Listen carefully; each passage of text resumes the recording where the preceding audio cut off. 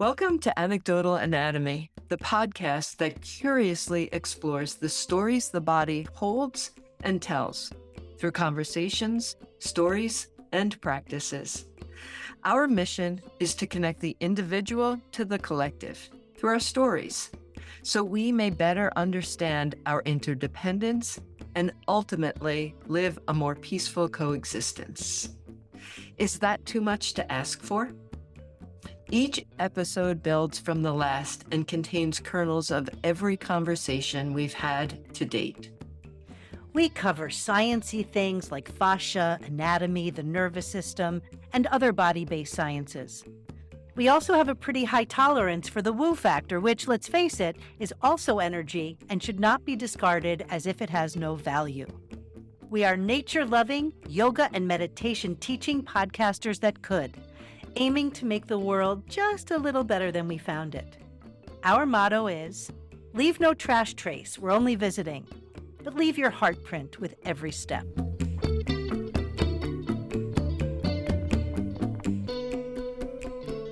This is a great day. We are starting season number 5. 5. You know what's really interesting? In our last episode, we talked about 5 a lot. We talked about the 5 koshas, the 5 senses, the 5 elements, and now we're moving into season 5 and maybe a new number? And 8, 5 and 8. What's 8 and 5? 8, 9, 10, 11, 12, 13. Yes. So 13 is 3 plus 1 is 4, and I think that's angelic. Ooh. Let me see. I Well, think there's yeah, something let's look that angelic in up. there. Let's see. The angels are with you. They send you the number 4 to reassure you that they've heard your prayers and are helping you. Let's look at 13 also, because why not? The ascended masters are with you, helping you maintain a positive outlook. The number 13 signifies that female ascended masters and goddesses are assisting you in staying positive. Ooh, well, we could Yeah, use all the baby. goddess energy that is surrounding us and feel all of the different archetypes and stages of feminism that we, not feminism, of being female that we have gone through in our cycles. But we're taking, go ahead. I feel like we got to do 5 and 8 also. We did 4 Oh, and 13. please, We've reduced yes. them down. So 5 is a significant change is occurring, always for the better. It is a good idea to call upon heaven for help with life changes, whatever heaven means to you. And then 8, the number 8 signifies abundance and prosperity. The endless loops in the number signify an infinite flow of money, time, ideas, or whatever else you require, especially for your life purpose. As we move into yoga, 8, the 8 lens, the 8, turn that 8 on its side and you have that infinity symbol. That's the endless loop. Wow, and what a great symbol for practices that are practices of lifetime. Like these are lifetime study practices. We're not expected to master them, but to study, incorporate, and create harmonious environments in which to live with each other. So You yoga said 8. that, and I started feeling like Snow White in the forest and the woodland creatures padding around softly in the soft earth, and just had this feeling to it. It seems like we really cannot get away from having something to do with the forest in every episode, right? Snow But you know, White and but the thing we don't talk about in the forest are the dangers in the forest. So, we talk about it in this beautiful idyllic way. And one of the things that yoga, I think, was kind of designed around, and not so much to create a perfect experience of loveliness of but to be able to meet, we've talked about this, to be able to meet those harder, darker places so that when we end up getting lost in the forest, or we end up meeting a shadow that is spooky, or it was Halloween yesterday, we were recording then too, that we have some tools to activate, to use through practice. And yoga is, I know, at least it is my origin story of these kinds of practices. And maybe we'll get to those at some point, our different origin stories. yes. Oh, I think our origin story is a really, really important place for us to introduce the Yoga 8 and how each of us and everyone listening, how did you come to yoga? Why is this a practice that you have brought into your life? And what are your benefits from it? So, why don't we talk about the statistics of yoga and Yeah, what it looks like? I think that's a good place to start. I think to kind of give a sense of the hard statistical facts that we've accrued at this point about this thing we call yoga that, some people may equate it with their Lululemon pants or, whatever they're doing. There's an image that we have of the yogi. And hopefully through all of our conversations, we can begin to dispel and dismantle this image of what yoga should look like, what it does look like, who is the one who gets to transmit these practices. But so right now, this is from 26 yoga industry statistics. I'm not going to go through all 26 by Abby McCain. This is from May 23rd, 2022. It was fact checked. I'm going to put the link in the show notes. So if you want to see all of their source material, you can go in there. I'm not putting all their sources in there. I'm sourcing from them and they've done all the work. So, yoga has become one of the most popular fitness and mental health practices around the world. More than 28.75 million Americans practice yoga. The average American yoga practitioner spends about $1,080 a year on classes, workshops, and equipment. There are 40,582 yoga and Pilates studios in the United States. Over 300 million people around the world practice yoga. The global yoga industry is worth 37.46 billion as of 2019. So let's think about what it means when you're in a sort of a cash dependent, this is a for profit kind of thing taking and we can look at different models of spirituality and how they've become monetized over the years and what the effect that may have on the actual receiving of these. Who's transmitting? Who's receiving? The average yoga practitioner in the United States spends $62,640 on yoga classes, workshops, and equipment over their lifetime. The global yoga industry is projected to be worth 66.23 billion by 2027. 54% of people said they started practicing yoga to release tension. A lot of people, I've got this little graph here. 52% started because they wanted to become more physically and mentally strong. 43% to feel happier. So while many people start for the physical, and this is something we've heard and we've talked about, I know my origin story starts in the physical body. I think over the trajectory of yoga's popularization in the United States, I think more and more people are getting that it has other benefits. I think in the beginning it was so much more about the body and people kind of fell into the philosophy, fell into the more subtle benefits of yoga.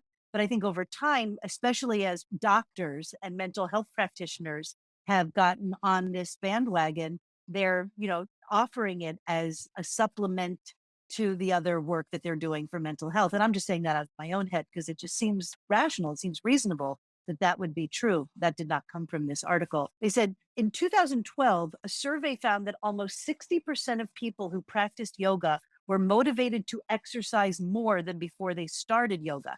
So there's that other part that even in the physical, and that's true for me. I was never an athlete. I was never interested in exercise. I was always fascinated by the elite athlete, watching the Olympics and watching sport where people could do things with their bodies. But I always thought that was someone else. That was never something I wanted for myself.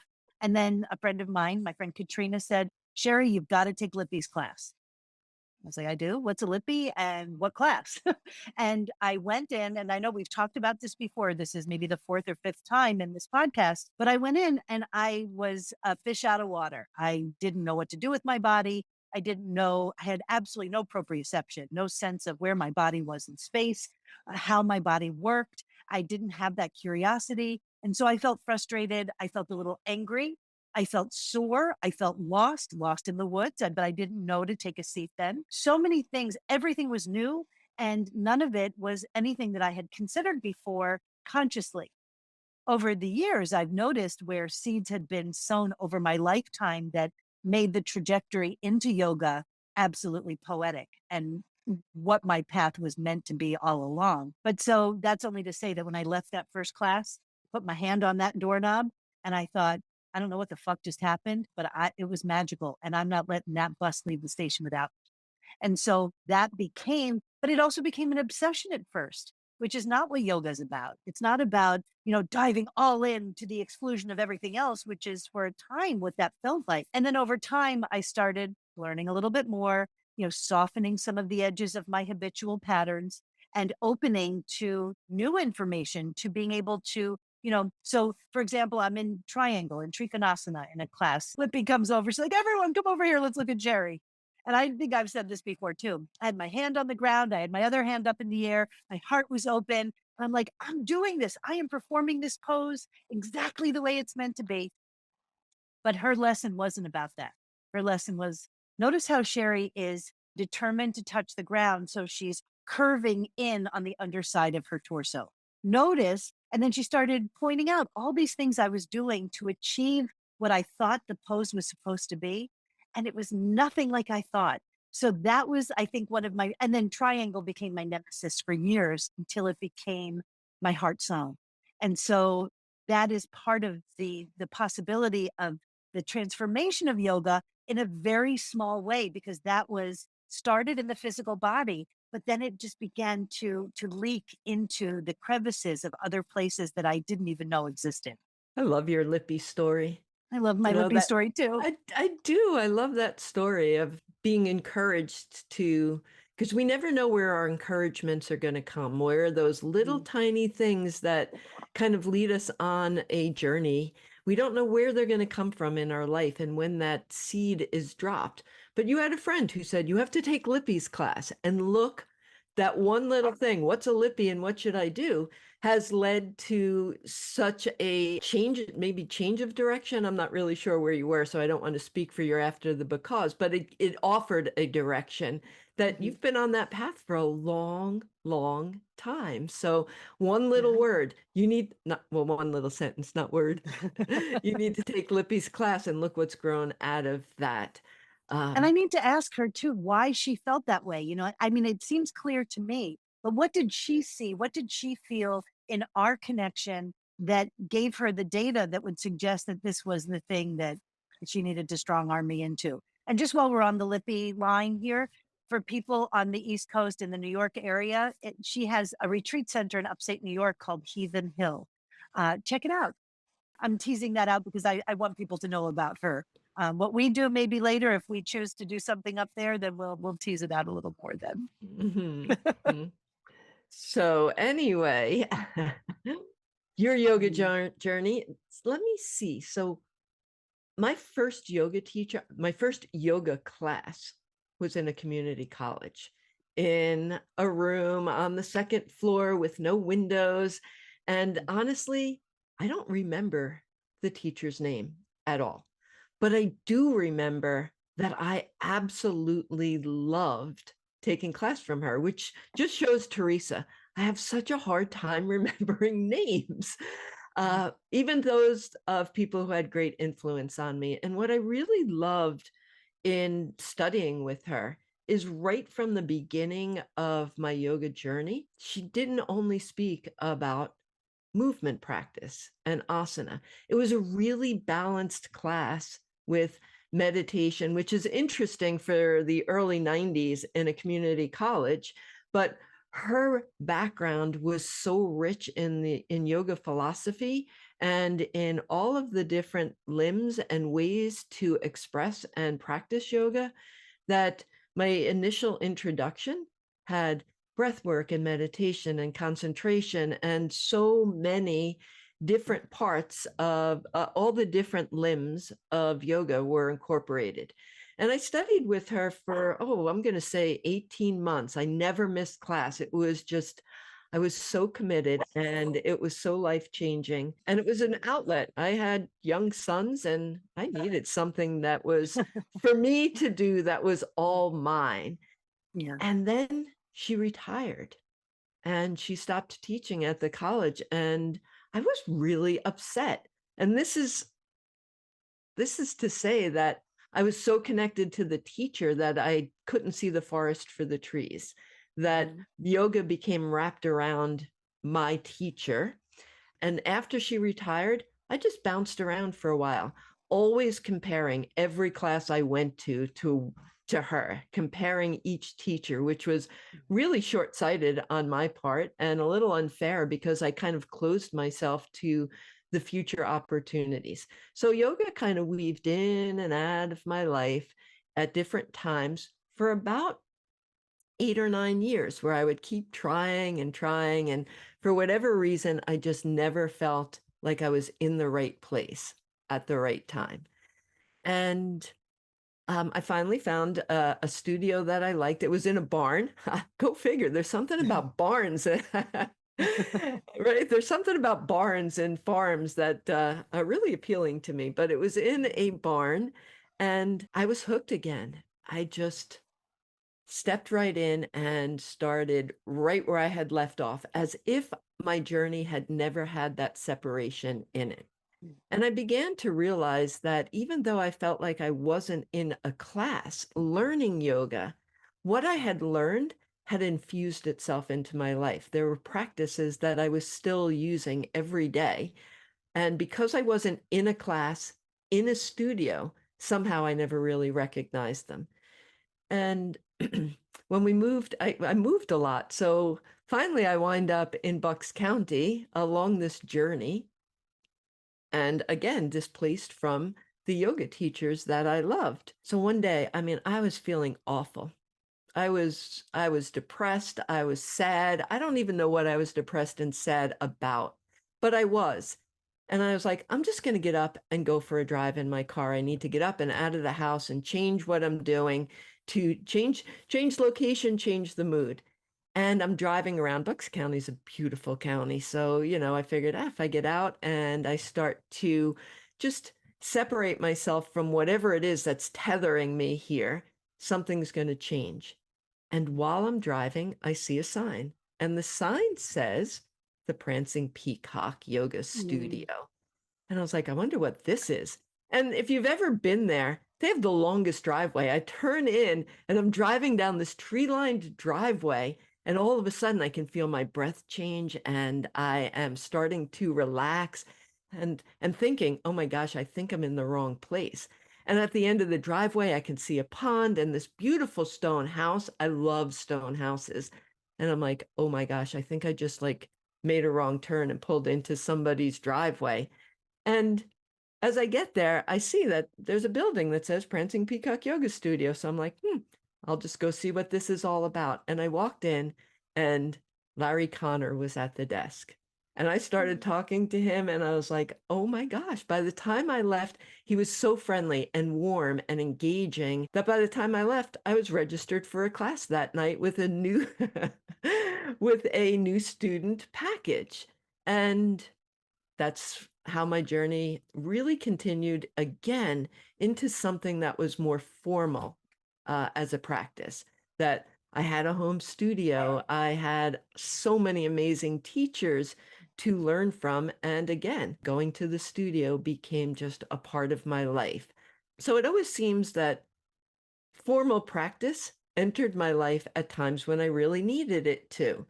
And so it was Yeah, at the Prancing Peacock that I met Liz. I did my yoga teacher training. I became a yoga anatomy teacher and springboarded right into, going to Kripalu for my yoga therapy training. And the journey continues in so many different ways.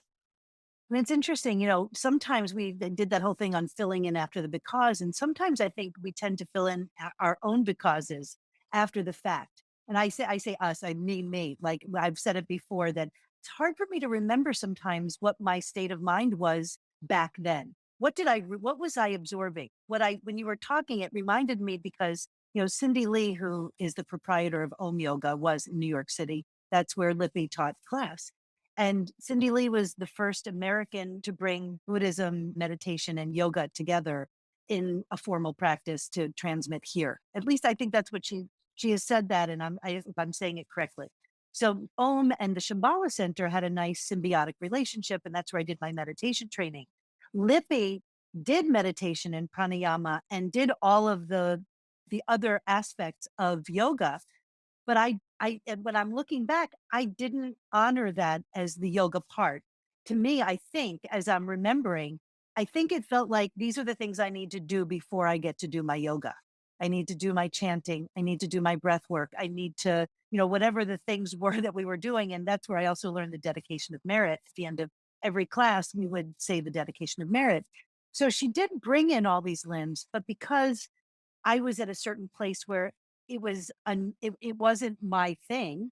I didn't really understand it. And I was there for the physical piece. I thought that I don't know that I even entertained that as part of my yoga practice. It was just part of what she offered. It was just part of the game or part of the experience. And it wasn't until later, as I kind of was going through, I got through the physical part, this asana piece, when I started getting curious about the other aspects and recognize them as part of the wholeness of the practice. And I was reading some of these things about, yoga here in the West and how, people who go out to India, it's not as popular there in the way that it's popular here. And I think I saw Cindy Lee was writing that there are only like a handful of studios that really still honor lineage yoga. And I have issues also with lineage language when we do that exclusively. So this is all really just, I'm throwing everything into the big cauldron here. So the cauldron, we've added chocolate yoga, we've got beer yoga, we've got wine yoga, we've got goat yoga, we've got all of these different things that we're throwing into the yoga cauldron that purists might have issue with and say, having it like this is not what yoga's about. This is not the thing. And then I on the one hand agree, and on the other hand, I think if yoga means to yoke and it's union, my question would be, what is not yoga? What falls outside the boundary of what we call yoga?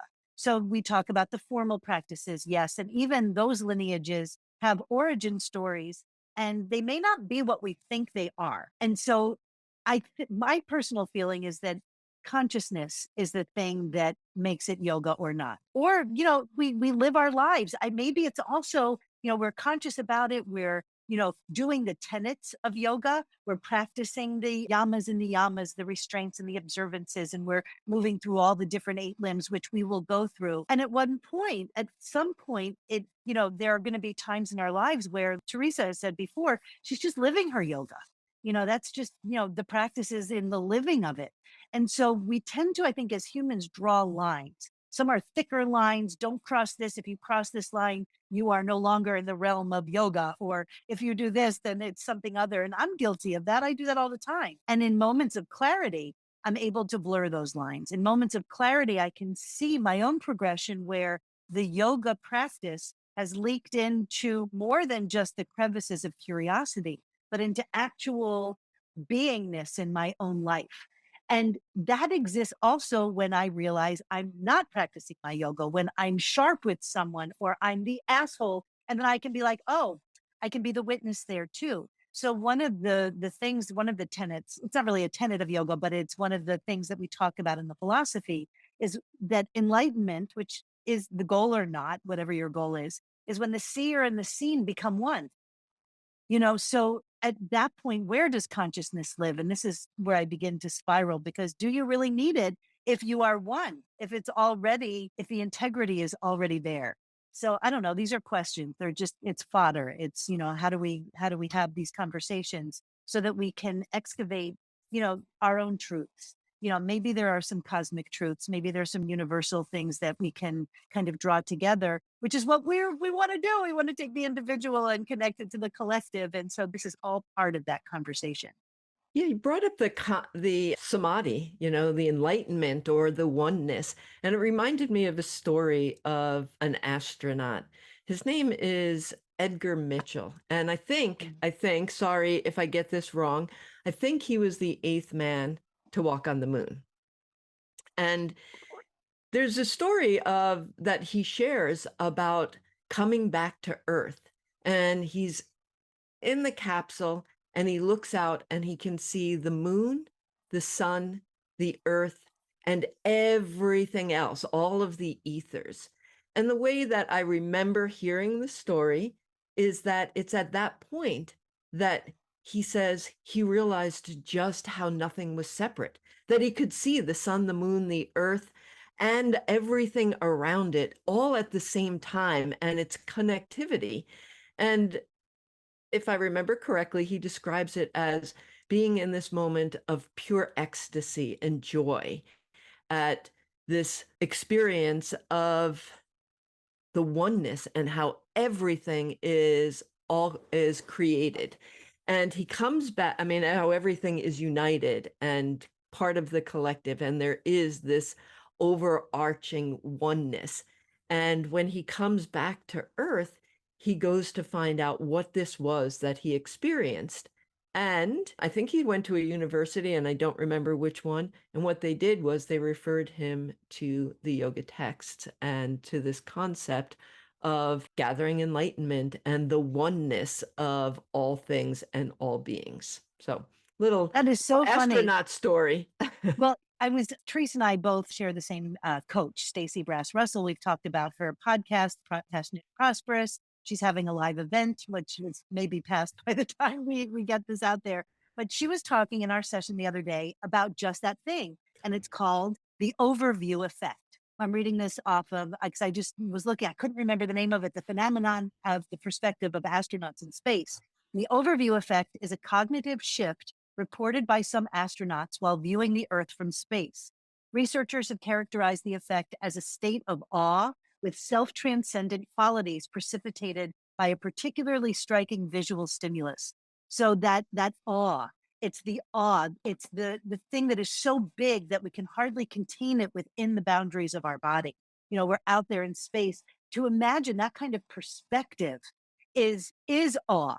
So I remember I think in sixth grade, I was like 11, 12 years old when people started using the word awesome. Like I remember my cousins out in Minneapolis, everything was awesome. And I remember not gravitating to that as a filler word at the time. Now I say it probably as much as I say, well, so whatever. But so this, the awesome thing in Supernatural, if anyone out there watches the TV show Supernatural, when Dean gets transported back to Elliot Ness time and they're, searching for Kronos, the time god, that he uses the word awesome a couple of times. And it's anachronistic because he's back there, 70 years before. And they're like, what fills you with such awe? What is it? Why does he say awesome so much? What is it that fills you with awe? And so if we've become so desensitized to this idea of awe because everything is awesome. Oh, you picked up that ball that rolled under the car. That's awesome. Good for you. Well, no, that's good for you, but is that truly awesome? And so when we can touch that, and I think in yoga sometimes when we're in shavasana, I will talk for myself, that is where I can touch the hem of awe. That there are moments, and I've only had a few in shavasana that have been transcendent, that have been sort of out of body perspective experiences. I can't say that I've had it in the asana as much, sometimes in meditation, sometimes in breath work. But so we're going to get into, these are all the different limbs. We have 8 limbs of this practice we call yoga. It's not just asana, the thing that we think about when we're looking at the cover of Yoga Journal. Well, since you introduced awe and awesome, I do You have to introduced point. it. Oh, I introduced it. Yes, You took I us into introduced it. space. You took us into space. So I do want to say that I do think it's awesome that we did not talk about that story at all before we started recording. And as soon as I mentioned it, you said, oh my gosh, our coach and I were just talking about this exact thing. So I'm in awe about how sometimes we're sharing the same brain. And Yes. another symbol of we're all connected because that thought just came through the ethers and had touched both of us this week. So that is just a little aside that came to me while you were speaking. And so I'll come back to the 8 limbs now that I took a little walk off onto the wild side of yoga. So yeah, you talked about the statistics of yoga and how people come to yoga for all different motivations. A lot of them could possibly be the body is a strong motivation because it's the most tangible part, right? When we talked about the koshas, Annamaya kosha is the most tangible part that most of us have an awareness of because it's not as subtle maybe as some of the other koshas. So it's a good time to talk about the definition of the word asana, because if we came for our body, which I did, I started because I wanted to move, I wanted to feel my body, I wanted to become more flexible, I wanted to have some strength. It was my personal motivation. It wasn't until years later that I started to, and years later in study, that I realized that the word asana translated to seat. And you said it earlier when you were talking about your classes. You thought I had to do my breath work, and you listed a number of things before I would get to do my yoga. And a lot of people have asked me, do you do yoga every day? And I have to ask, can you please explain to me what do yoga means? Are you asking me if I go to a studio and practice asana or go to my mat and practice asana every day? And that is often in Western culture, not always, how we describe what yoga is. It's our asana class. And I think it's so important for us to be in studios and with teachers to learn yoga. It's such an important part. But I equate it to the same thing as going to high school or college or, being in study of. We go to the classroom to learn so that we can take what we have learned into our life. If it's in college, maybe it's taking what you learned into your profession. In yoga, maybe it's taking it just into our daily experiences. And when I look at the niyamas, for example, and we talk about, whether we have time for yoga and how do we fit it in and how do we take it off the mat. The first one is a practice of cleanliness. It is kind of simple to keep a practice of cleanliness in our life because we do it every day. We wash our dishes before we use them, or well, not yes, before we use them. After they've been used, we generally clean them before we're going to use them again. We have some sort of bodily cleanliness, whether that's a shower or simply washing our hands as we come back into our house.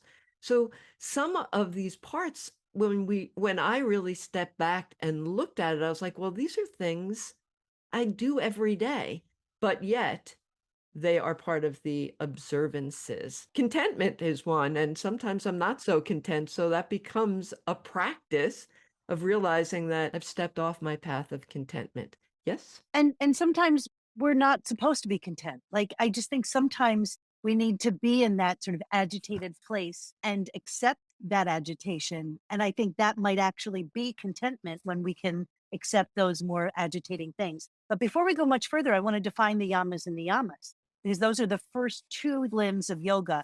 And each one, the yamas and the niyamas, each contain five, the magic 5 tenets. So the yamas, I'm going to read from this little tiny book, which if you're looking, it's called The Yamas and Niyamas, Exploring Yoga's Ethical Practice. And it is their ethical guidelines. What are the yamas and niyamas? The yamas and niyamas are foundational to all yogic thought.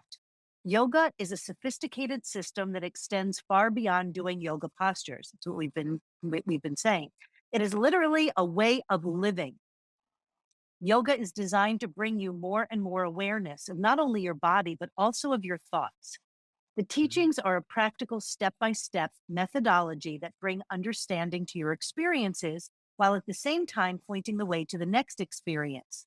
They are like a detailed map telling you where you are and how you look for the next landmark. And I would say everything I just read makes me think of the koshas as well.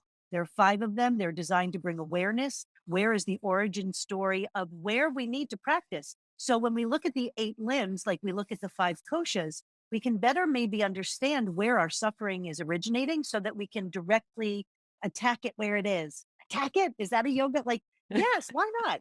All right. So they're like they facilitate taking ownership of your life and directing it towards the fulfillment that you seek. So the yamas and niyamas may be thought of as guidelines, tenets, ethical disciplines, precepts, or restraints and observances. I often, she says, is it a she? I think it is Deborah Adil. I often think of them as jewels because they are the rare gems of wisdom that give direction to a well-lived and joyful life. In yogic philosophy, these jewels sit at the first 2 limbs of the 8-fold path. And that's what we're talking about, the Eightfold Path. So these are the yamas and the yamas. The yamas are the restraints, the things like nonviolence, ahimsa, do no harm, Satya, which is truthfulness, speaking truth, non-falsehood. The third one is Asteya, which is non-stealing. Don't take what is not offered or given freely.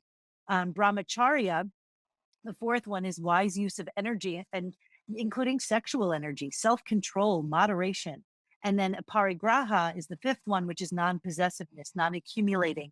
Don't take what is not essential. I've seen it also as non-hoarding. The niyamas are the observances, the things we want to bring in, which Theresa beautifully talked about, Satya, that purity, the cleanliness, clearing of the mind, speech, and body.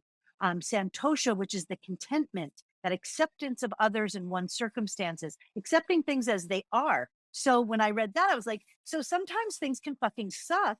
And if we can accept it, if there's a sense of acceptance with the suckiness, there's also a bed of contentment. So it's when we resist or avoid the things as they are that we begin to, move away from that contentment. Just my feeling. The third one is tapas, perseverance, discipline, patience. Fourth one is svadhyaya. We've talked about this one, self-study, going in, taking a look, a deep contemplative look in. And then the final one is the Ishvara Pranidhana. Ishvara Pranidhana. Devotion, dedication to the ideal of pure awareness. That's your true self. That, if we're going into the fifth kosha, that, that bliss, that sense of, or you talked about samadhi, which is actually a limb. So we won't equate those two. But there is a sense, there's an energy. But all of those 10 things, those are the first two limbs of yoga. Yeah. And, they are a lifetime practice. We're not expected to be perfect. But with this deeper awareness of how much of this is already a part of many lifestyles, what I've noticed, when we talk about observances and moral disciplines, these concepts are not isolated to yoga. We've seen these before in so many other philosophies and or religions of ways to live a full and rich life in service of self and others. So when I look at them, I'm like, okay, these are practices. And I like that we start right here with these observances because we often use time as an excuse of why we can't do things. And these are daily things that happen over and over and over again. When we give our awareness to them as a practice, that's when I can really begin to notice like, ugh, yes. A question for you, because I know that you teach an ethics class. How do the yamas and niyamas, do you use those as a structure for the ethics, or how do they kind of infiltrate your teaching of ethics, if they do, or maybe they will in the future? Maybe. I don't know. Yes. So they do. Let's just take ahimsa, nonviolence or nonviolence in thought, as a concept that I would use in one of my ethics classes. I've always taught ethics with this statement to begin with. We're here to have an open dialogue of sharing ideas of things that we want to resolve. I do a lot of resolving of inner conflict. But our approach when we come into the class is not for me to change your mind. It's not for me. My reason for sharing is not to make you think the same way I think. We can share our information and listen, like speak from the heart, listen from the heart, be accepting to hear what others have to say. And in the end, maybe I will change my opinion a little bit. Maybe I'll stay with the same thought pattern and ideas that I have. Or maybe I'll be like, wow. And I'll be blown away when somebody shares how they feel.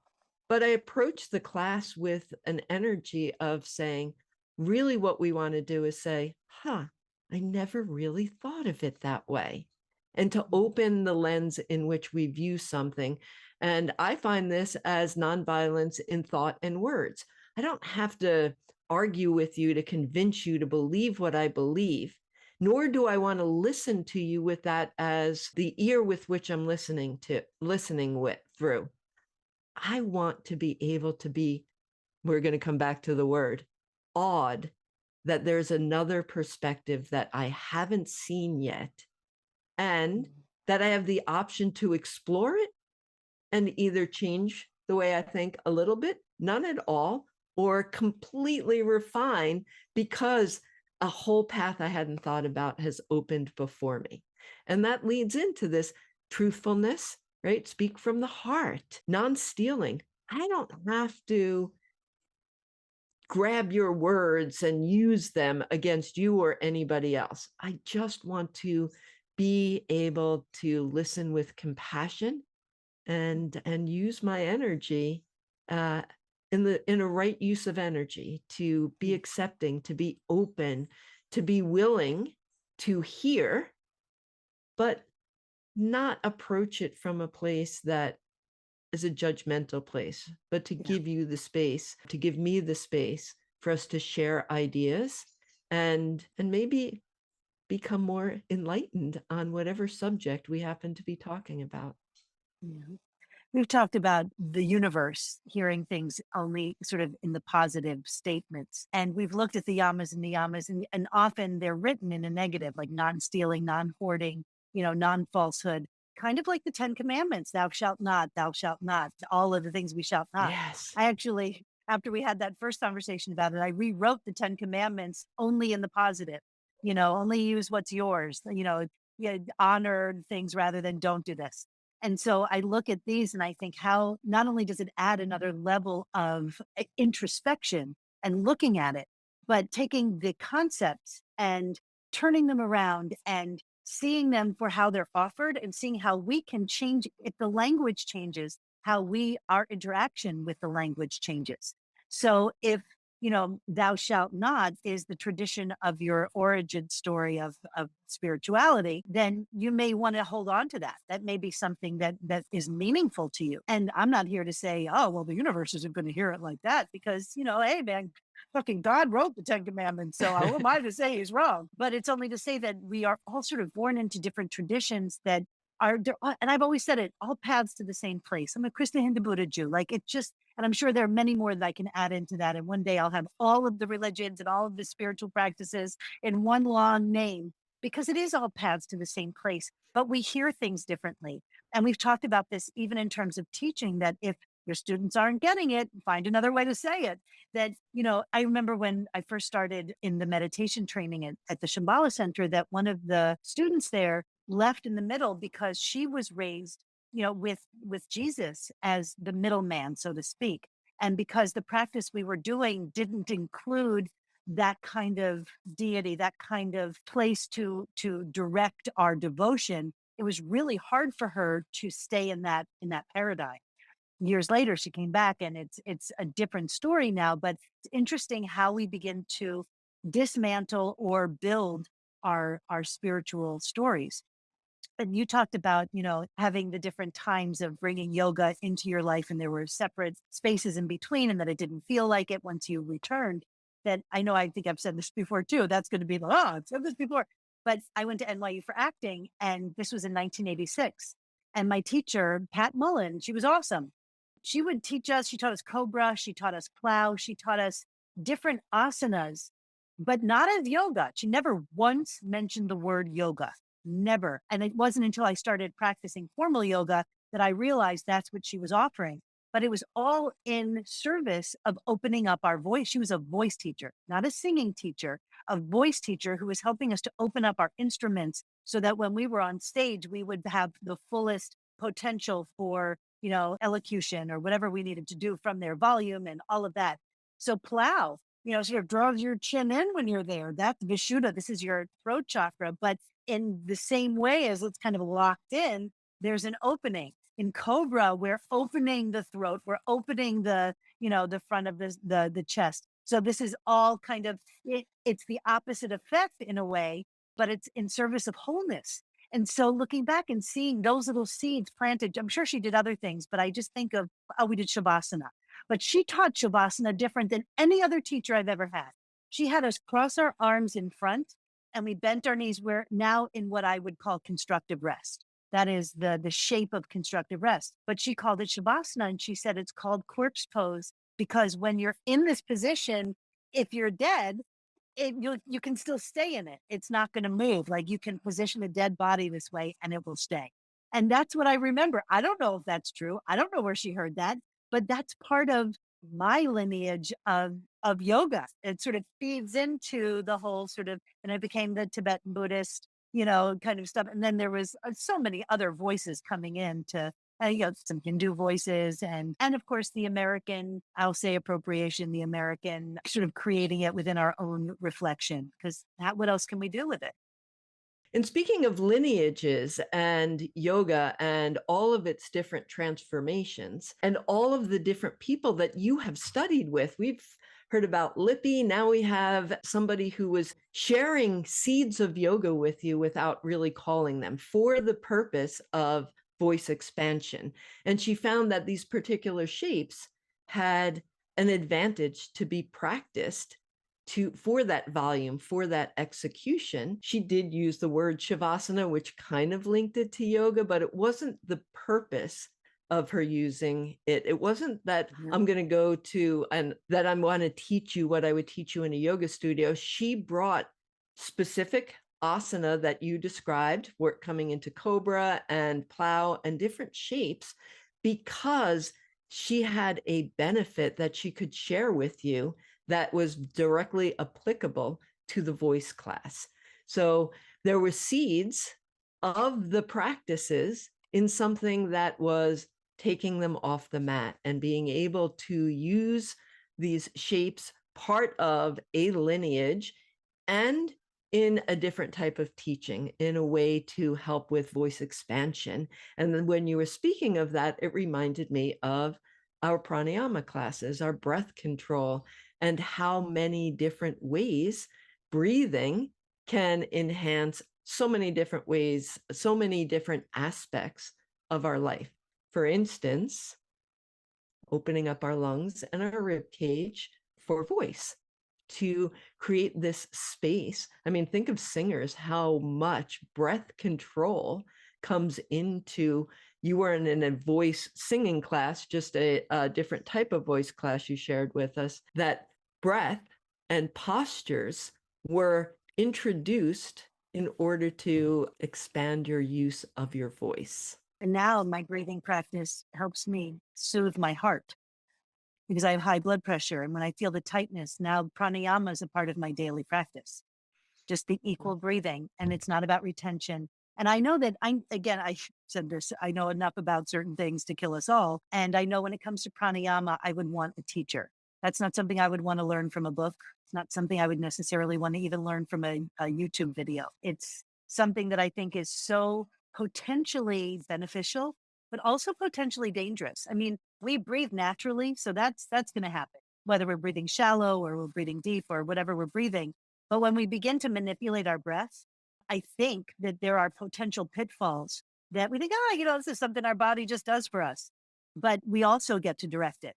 And that's part of, it's one of the few autonomic systems that we can also make, make it purposeful. And so, and I know from people I know who've studied pranayama that, there are certain techniques that when we do superficially in class for like a few breaths, that when done as a practice, as a whole practice, can give headaches. It can make you nauseated. It can bring up other things in your physical body that without the right guide could lead to other things. We know our bodies hold stories. We know that it holds, whatever stressors. And so I think that because of the proliferation of teaching on different platforms, the digital platforms, I just want to be a voice to say that if you have a chance to have a real teacher, even if that teacher's on Zoom, the teacher's there with you, getting to know you and being a part of your experience, I would suggest that you do that. I mean, there are other things that, basic sun salutations. I don't think you're going to hurt yourself. Legs up the wall, you're not going to hurt yourself. But for some of these, I think that if you want to go below the level of the surface, having a teacher is really important. And I don't mean necessarily a guru. I'm a buffet girl. I like to, sample the different voices. And I also think there's value in having a teacher if you find the right teacher who is, operating from good faith, who is further down the path than you are. You can go online and look at, different credentials that people look to for the right teacher. And I think that that's really super important. I want to just speak to that because there are so many teachers on Zoom, not on Zoom, I'm sorry, on YouTube and different virtual teachings.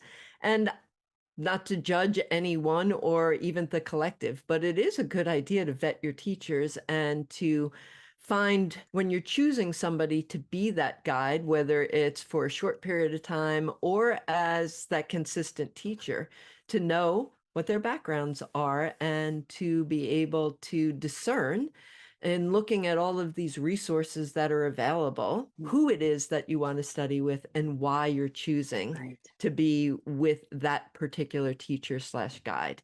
So I really like that you shared that. And I just was really excited that you used the autonomic nervous system because one of the things that I do love about a pranayama practice is that breathing is the only part of the autonomic nervous system that we can take control over.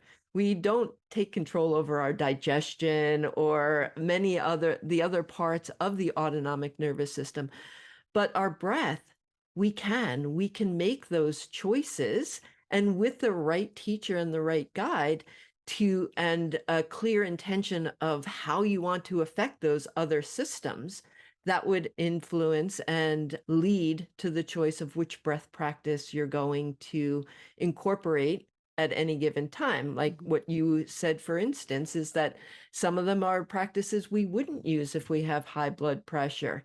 But when we know that the breath is our friend and it's our guide, our breath often is a signal to things that maybe I am unaware of at the time. For instance, if I am frustrated, if I'm paying attention to my breath, I begin to notice that its pace and its depth may have changed. See, I believe that we have many different breath patterns. And when we watch our patterns and we form a friendship with those breath patterns, they are linked to what emotion that I'm feeling at that time. If I'm really excited and I'm telling Sherry the story and I'm sharing it with you and I'm really excited, I can feel my breath change with the volume of my voice. And I noticed, and I was like, whoa, that is the breath of excitement. But if I'm really angry, I could also feel that my voice is going to rise and my breath is going to become a little bit more labored. But I have been working with building a relationship with my breath in an effort to gain a deeper understanding of the emotional state that I'm in at that time. And The fact that knowing, you can do that is amazing because when I'm in the middle of an acute experience emotion, I'm not looking at my breath. mm, I'll say that. I'm not doing it. I might afterwards be like, what the fuck just happened?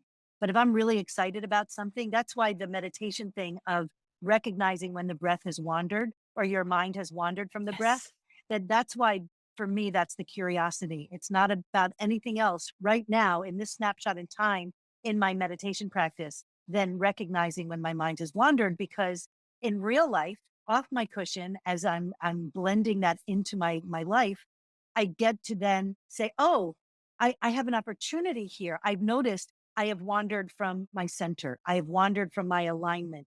I have wandered from the person that I want to be in the world. I have wandered from whatever it is that is operating at a lower vibration or at the highest vibration that it's these extremes, but it's these emotional bursts of whatever, I'm usually so in it that I'm not witnessing it at the same time. yeah. So it's hard. Like that's a practice that I would like to be. I think that's a highly evolved practice. And the fact that you do that, I think is fucking awesome. Well, I can say that it is a practice, so I'm going to make But it yeah, clear that it's a practice, and I like to think that I would do it all the time, but that is not so. But with this practice, I have begun to notice when I'm shifting, and mhm, on occasion, I'm able to then redirect the way I might approach a specific situation. mhm, Sometimes I have to remind myself after that I witness in the mirror of what I just happened and say, I missed that one. But that's why we have all of these amazing practices to take off the mat. Like you said, noticing when the breath wanders and bringing it back. You've taught me that practice as well when I really began sitting with you in your mindfulness meditation. I had been a meditation practitioner for some time, but there was something about the way that you gave the instruction. It was it was simple, it was direct. I had heard it before, going back to, if your students aren't hearing it, change the way that you're sharing it, and we like to hear from different voices. There was something in the instruction in your mindfulness meditation that was so simple and direct that I was like, oh, And I I want to can say this take about this. that because it is a lineage. It is a direct lineage. And so when I was given the instruction, it was very clear. It wasn't really open necessarily to interpretation. You take your seat, you place your mind on your breath. When you notice your mind has wandered, you label your thought thinking, return to your breath. It is like a mantra. It is so easy to, you can certainly extrapolate from that. You can add nuances, add a little salt, a little, paprika, a little turmeric, whatever you're adding to it to give it your personality. But the instructions are clear, they're concise. And one of the things that when I did my training at the Tibet house, it was Shambhala, it was the Tibet house, but David Nichtern, he was saying, we want to do these trainings so that when people say that they're going to take a mindfulness or they're doing mindfulness, they know what they're doing. There's some consistency, there's some definition around it. And again, like this is a conversation we could have. If it's so overly defined, then what happens? Like if we're so rigid. But I think there's enough space, there's enough ether in the practice, in the instruction to be able to sit with it, to have those nuances, to have the opportunity to expand and contract as necessary. Yeah, it seems like our conversation was led into the practice of dharana, another one of the eight limbs, to hold focus and attention on a single point, to be able to notice when the mind wanders, so we can return to the practice of a single point of focus. And often that single point of focus is the breath, connecting the two practices. Because our breath is our constant companion, it's something that we're doing in each and every moment that we're alive, that using it is sometimes the introduction to that focus. When your mind wanders, bring it back to the breath. So we take our eight limbs and continue to expand and add to the practices that we use both on and off the mat. We skipped one between pranayama and Yeah. dharana, which is the pratyahara, the withdrawal of the senses. And I'm going to read off of here, withdraw from the external stimuli and look at our internal self, because this is one that I've always I hear it, I hear withdrawal from the senses. I kind of think of a sensory deprivation tank in my head and something I really want to try. But I need a teacher. I still need a teacher for these eight limbs. It is a lifelong thing. But here it says finding an inward focus. It's very beneficial during challenges to have almost like that spot that we call in yoga drishti, in asana, we call it a drishti, a place where we can focus our attention when we're in a balance or something. So maybe pratyahara has something to do with an internal drishti, something that we can focus on that it will be benefit, that's an anchor during challenges. Observing habits in that may not be serving us. So we've talked about this too. You go to an asana class, the first thing is everyone take a seat, let go of what doesn't serve you. Well, unless we've done the work to determine what those things are, it may just be, I don't like pancakes anymore. Like, I don't know, whatever that is. That's not it. Not allowing external distractions to become who we are. Oh my God. Within a yoga class, but also in life, not allowing other people's ideas of who they think we are to determine who we think we are, may be part of that. Many times we cannot control the chaos that can arise, but we can focus on who we would like to be in these experiences. That sentence resonates very deeply with me in relationship to pratyahara, that this is what the whole practice, all of it kind of is for me. It's this opportunity to find that internal place that gives me the steadiness so that I can operate in this crazy, chaotic world. I don't know if you guys have heard Ani DeFranco. Amazing. You got to go to Spotify, iTunes, Ani, A-N-I, DeFranco, D-I, Franco. She's amazing, but she sings a song called Buildings and Bridges, and how buildings and bridges are made to bend in the wind to withstand the world. It's what it takes. And so, like, in order to have this fluidity, it always comes down to stira and sukha for me, this, which is really one. of maybe one or two mentions of asana in the Yoga Sutras, in Patanjali's Yoga Sutras. It's not about asana. It's the first codification of yoga. And what it says about asana is that it should be a balance between effort and ease, that there should be this sense of stira and sukha balance. So if that gives you an indication of the weightiness of asana within the whole 8-limbed practice of yoga from the beginning, that should give you a sense that it's not the most important thing. So to have this within pratyahara, this sense of stira and sukha, but it's more this, for me, it's stira because I live a very sukha life. It's, kind of testing boundaries and this ease of flow. So that's an interesting one. So we've gone through the yamas and niyamas, asana, pranayama, pratyahara, and dharana. That's 6 of the 8. Yes. And then we have dhyana, which is absorption, like to transfix the mind. So in dharana, we're teaching ourselves to have the single point of focus so that when the mind wanders, we can bring it back to the breath. We can bring it back to what we're using as that single point of focus. And that, for me, takes a lot of training and a lot of work. Some days my mind is just my whole entire seat is reminding myself to come back to my breath. And so that is the practice. I think that sometimes in the beginning, I just thought I was doing it wrong because I had to remind myself so many times, come back to your breath, your mind is wandering. But that is the practice. It's the training to be able to focus on a single point of awareness. And in the times that I feel like I've really mastered that, it can be in one seat, it can be over a point of time because it's fluctuating, it's a practice. But when I have those days where I really feel like my focus on that single point is strong, then I become transfixed. Then I have this absorption where I really feel like I'm meditating. And I I can say that a fire has helped me to do that. There are nights where I'm out and I love to be out in the night around a campfire, especially on a cool evening, wrapped up in my blanket, staring at the flames, dancing, and become transfixed in such a way that time seems to pass without my knowing it. And it's when I come and then all of a sudden I'm distracted away from the fire that I realize just how transfixed I was. And I believe that my practice of noticing when I wander and the single point of focus is the thing that has prepared me to be able to experience this absorption.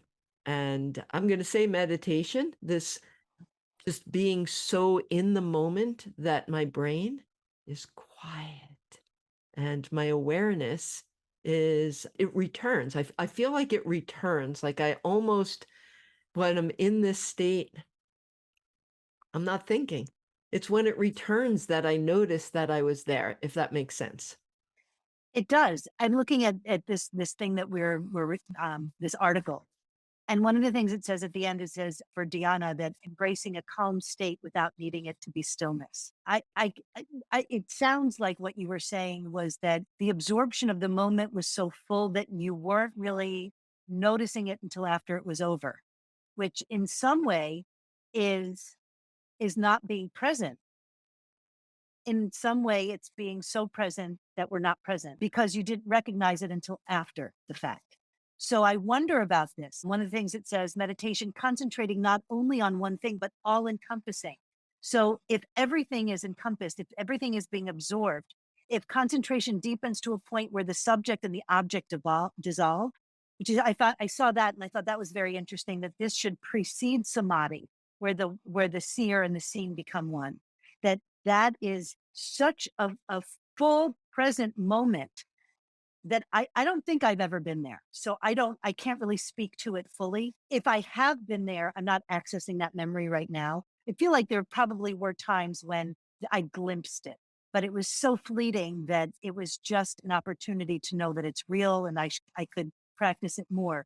But I can't get to a place where I can imagine like what is the memory. I've looked at fire. I've had out of body experiences. I've had many different types of things like that. But Dhyana, it feels like this is something I'm practicing toward. I don't know that I have anything to offer that, except that I found it interesting that concentration deepens to a point where subject and object dissolve, which it sounds like you said you did with the fire. You dissolved right into the fire, but that should precede samadhi, which is the eighth limb, a state of ecstasy, connection to divine and all living things. So if dhyana precedes that, and I do believe that they are ordered purposefully, that is the prerequisite to be able to become one with all things, is that dissolution, that dissolving, being able to see myself in the tree, to be able to see myself in the lamp, to be able to not only see that Mm. it is myself, but that it is no longer myself, that I am the lamp, I am the tree. I feel like there's some language there that I'm still kind of playing with that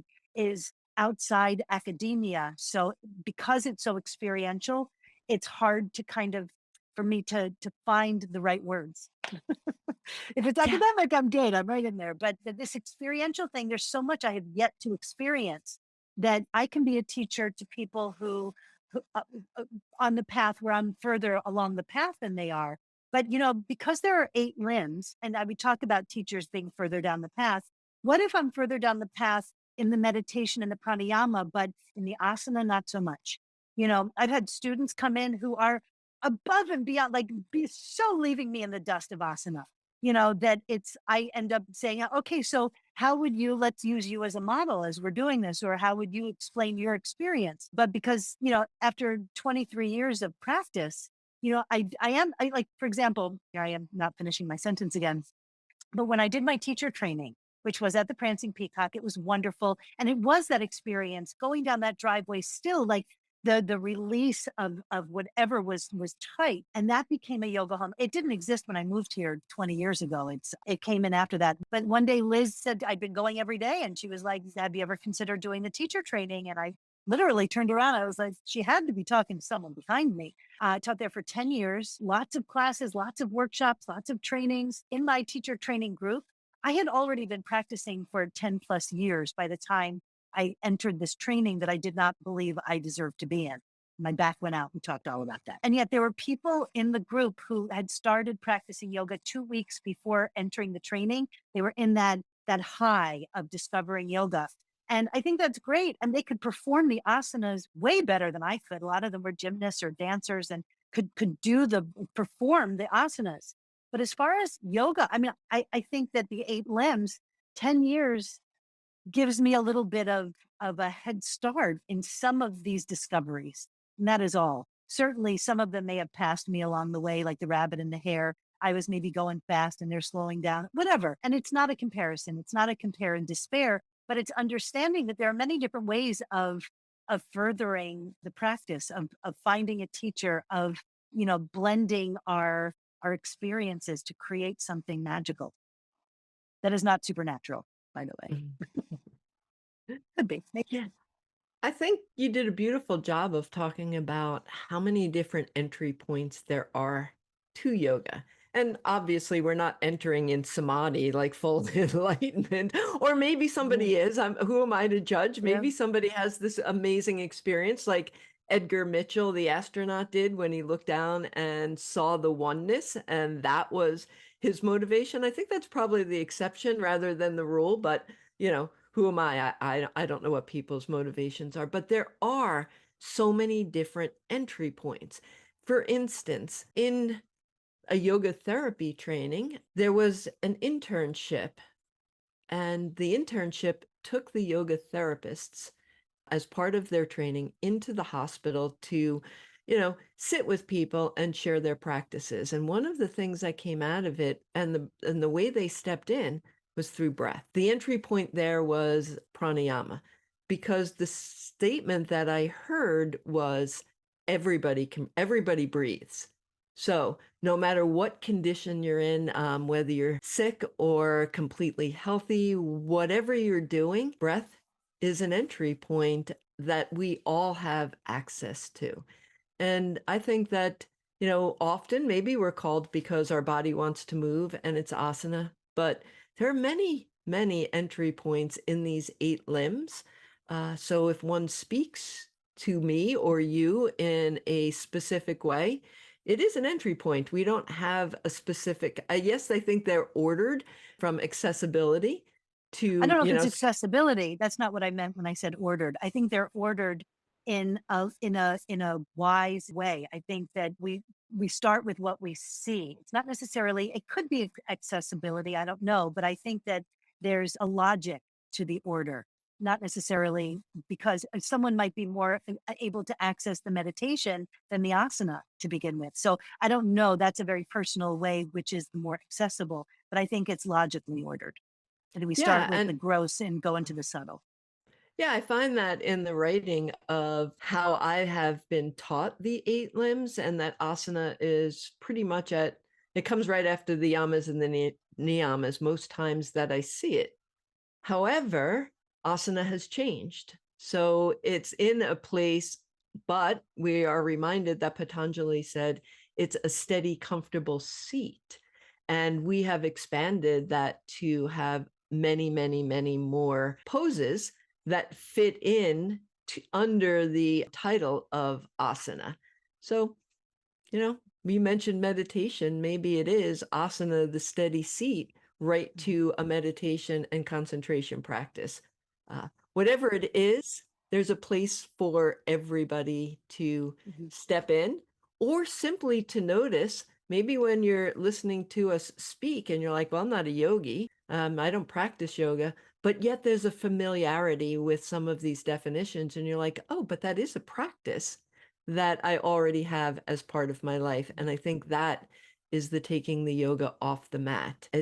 I personally feel it's a lifestyle. And this is, these practices, these studies that I have made a part of my life are to help me live a more full, rich life with awareness of how I'm showing up. When you were talking before about the breath and in the hospital setting, I've had a couple abdominal surgeries, and after one of them, one of the teachers at the Peacock, June Miller, she said to me, if you can breathe, you can do yoga. And while I was convalescing, I would watch asana on video and I would breathe with them as they were moving. And that's all I did. That was my pranayama. But that's not a practice that is offered. Like I don't think you go into light on pranayama and see breathe with other people while they're doing asana, but you should get light on pranayama, light on yoga. They're all Iyengar. Yes. But anyway, so that's to say that if you can breathe, you can do it. And, for some people, even just saying the word yoga is going to be a distancing thing. So it doesn't really matter what we call it. I think is basically what we're saying is that semantics are semantics, but the actual substance of what we're talking about is accessible and actually a part of all of our lives already, as you suggested. So, we're talking through a yogic lens because we're yoga teachers, Yeah. and so that's how we're transmitting the information. But how you receive it is how you receive it, and how you interpret it or apply it is exactly what you're meant to do. Yeah. So going back to when we started, we talked about the woods, and you said, yeah, we haven't talked about getting lost in the woods, or, the scary things that are in the woods. And that reminded me, and maybe to bring us full circle, as a way to have yoga off the mat, or have practices that are off the mat when we come to those places of scariness. Now, the first thing is be aware, right? Is this scariness something I have to run from? Maybe being lost, you don't have to get up and run, but really, really gather your senses. And maybe that's an invitation to stop and pause. So the first thing is awareness. Am I in a dangerous situation that requires immediate, I Right. got to get out of this forest? Or is it an opportunity? This is one of the things that was shared in my training. Is it an opportunity to incorporate your practices, to stop? So the acronym that they used was RFWA, as how can we approach this? And it is breathe, stop and notice. Now, first, the awareness. I am safe, but I am lost and I'm stressed out and I'm feeling like something is, like I'm really anxious about being lost. So bringing it off the mat. Can you take a pause and just breathe for a minute? Gather your senses and be like, okay, I'm lost. Let me calm down so that I can make good, clear choices. Because we don't make clear choices if we're scared. We're like, You and I were a little bit lost the other day, and we were like, Fight, which way flight, or are we freeze, going? baby. Fight, flight, or freeze. Yeah. The next is to relax. Notice where you're holding tension in your body. Like, okay, if I can relax in this situation of stress, I can move forward and beyond it. Then it's feel into what my experience is. Yeah, that was a scary thing, but is it really scary? Is it threatening? Or am I just like, okay, let me feel into my body and find some clarity? Then it's watch, observe without judgment. What's going on around me? And you're kind of taking stock of looking around and evaluating and comparing and saying, okay, have I ever been in this situation before? Maybe you have, and that's going to help to give you the information that you need to say, oh, yeah, this has happened before, and this is how I handled that. So we start to watch and notice, and then allow. Can you allow the experience to unfold, surrender, and say, yep, I'm lost? And then sit down with your resources and come up with a way of taking that next step with intention and awareness. Sounds like all of those things for some people who've been practicing off the mat doing this work, that because it says, observe without judgment. That's a practice in and of itself. How do we do that? How do we look at things without judging them? I mean, taking that alone could be a lifetime practice. But for some people, all of those things could happen instantaneously. Exactly. It's part of the experience of, the ignition times and how they shorten. June Miller used, again, I'm June, I don't know why she keeps coming up, but she used to say, there's the fear that keeps you from living and the fear that keeps you from dying. Know the difference. And that's discernment. Everything you just said is about discernment. And that's what we teach. That's what we're practicing, is discernment, whatever we call it, whatever the other threads are that give it a different feeling or a different, flavor. It's all discernment at the end. Yeah, and that's why we practice.